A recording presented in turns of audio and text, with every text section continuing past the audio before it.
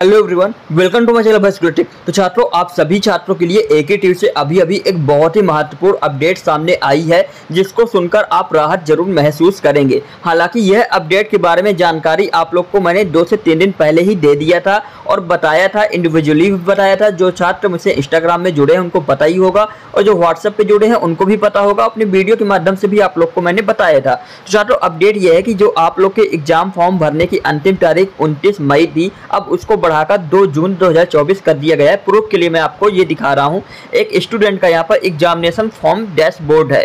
आपको अभी यह एके के ऑफिशियली सर्कुलर में नहीं दिखेगा, क्योंकि ऑफिशियली सर्कुलर अभी तक जारी नहीं हुआ है, ना ही फेसबुक पे, ना ही इंस्टाग्राम पे, ना ही वेबसाइट पे। लेकिन जब आप अपना एग्जामिनेशन फॉर्म डैशबोर्ड ओपन करेंगे तो आपको स्टार्ट डेट जो दिखाई देगी वह 6 मई 2024 दिखाई देगी, और जो आपको एंड डेट दिखाई देगी वह 2 जून 2024 दिखाई देगी। यहाँ पर रात में 12 बजे तक ये खुला रहेगा। तो आप उन छात्रों के लिए बहुत ही अच्छी खबर है जिन छात्रों ने पेमेंट किया था और उनका पेमेंट सक्सेसफुल नहीं रहा है। तो दोबारा भी छात्रों ने पेमेंट किया है, उनका भी सक्सेसफुल नहीं रहा है। तो अगर आपके ऐसी समस्याएं कुछ हैं छात्रों, तो मैं आपसे रिक्वेस्ट करता हूं कि आप मुझसे इंस्टाग्राम के माध्यम से पूछ सकते हैं। इसका 100% सोल्यूशन मैं आप लोग को दूंगा कि आप लोग का सक्सेस क्यों नहीं हो पा रहा है और पेमेंट कैसे सक्सेसफुल होगा। आपकी जो फीस है वो कहाँ से आपको वापस मिलेगी, कितने दिनों में वापस मिलेगी, किस टाइम पे आप अपना पेमेंट करें कि आपको ये सब समस्या फेस नहीं करने पड़े।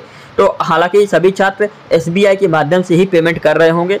अगर आपका पहली बार पेमेंट सक्सेसफुल नहीं हुआ है, एग्जाम फॉर्म फिल करने के लिए दिखा रहा है, तो आप सबसे पहले 24 घंटे का वेट कर लें। अगर फिर भी नहीं हुआ है तो आप दोबारा पेमेंट कर दें। 2 में से एक पेमेंट सक्सेसफुल हो ही जाएगा, और जो पेमेंट का रुपए आपको मिलना चाहिए वो 2 से 3 दिन में आपके अकाउंट में आ जाएंगे। अगर नहीं आते हैं तो आपकी जो भी बैंक हो, जो भी ब्रांच हो जहाँ की, वहाँ पर आपको जाना है, संपर्क करना पड़ेगा, आपके पास वापस आ जाएगा।